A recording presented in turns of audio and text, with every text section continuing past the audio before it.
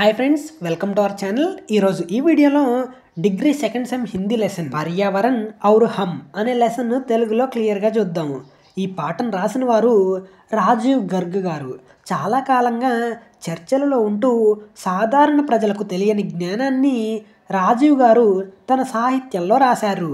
పర్యావరణం మరియు సైన్స్ విషయాలను రాసే రచయితల్లో ఈయన ఒకరు. ఇక లెసన్లోకి వెళ్తే, గత 5 శతాబ్దాలుగా పర్యావరణ కాలుష్య సమస్య చాలా తీవ్రమవుతుంది. ఈ సమస్య ఒక గ్రామానికే, నగరానికే, ప్రదేశానికే లేదా ఒక దేశానికి సంబంధించింది కాదు.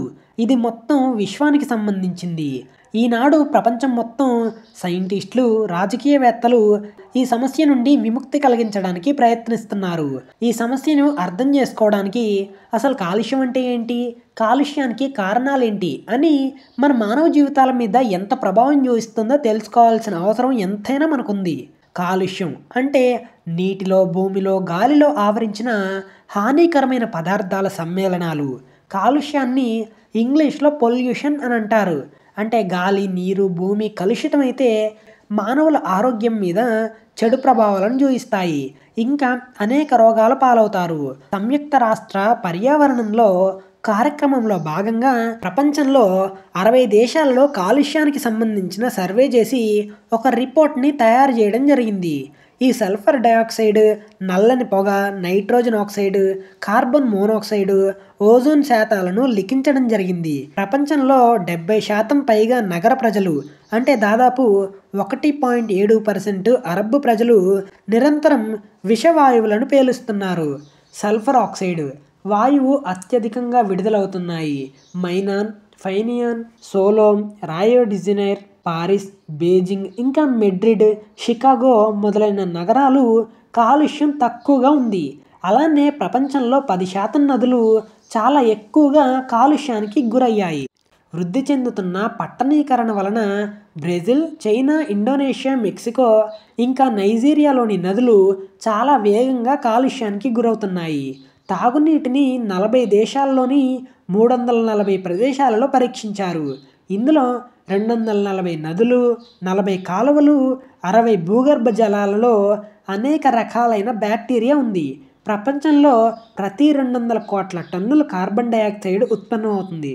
200 సంవత్సరాల నుండి భూమి యొక్క ఉష్ణోగ్రత 9 డిగ్రీల చొప్పున పెరుగుతుంది. దీన్ని బట్టి చూస్తే పర్యావరణానికి చాలా పెద్ద ముప్పు రాబోతుందని దీనిని బట్టి మనకు స్పష్టమవుతుంది.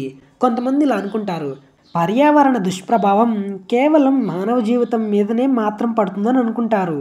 కానీ సుందరమైన భవనాలు, వైభోగంతో పాటు చెట్లు, మొక్కలు మరియు జీవజంతువుల మీద కూడా దీని ప్రభావం చూపిస్తుంది.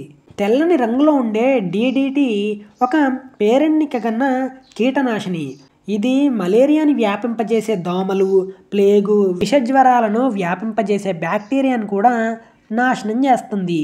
దీనిని ఆవిష్కరించిన పాల్ హర్మన్ మూలర్కు 1947వ సంవత్సరంలో నోబెల్ బహుమతి ఇచ్చారు.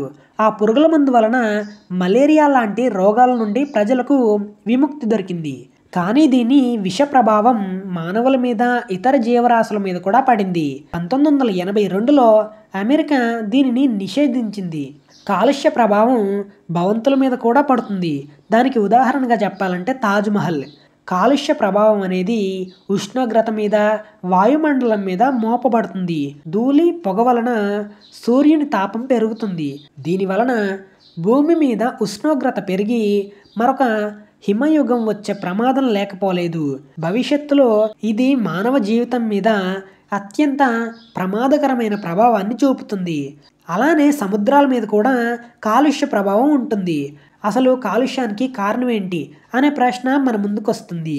దీనికి మొదటి కారణం జనసంఖ్య, అంటే పాపులేషన్. రెండవది పట్టణీకరణ. రాబోయే రోజుల్లో మనిషికి బహుశా ఈ భూమి మీద ఉండడానికి స్థలమే దొరకకపోవచ్చు.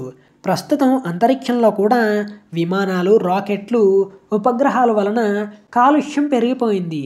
గత 40 సంవత్సరాలుగా పట్టణీకరణ వల్ల వాతావరణ స్థితి అనేది మారిపోయింది అని కవి వివరిస్తున్నాడు. ఇదండి లెసన్ అనేది.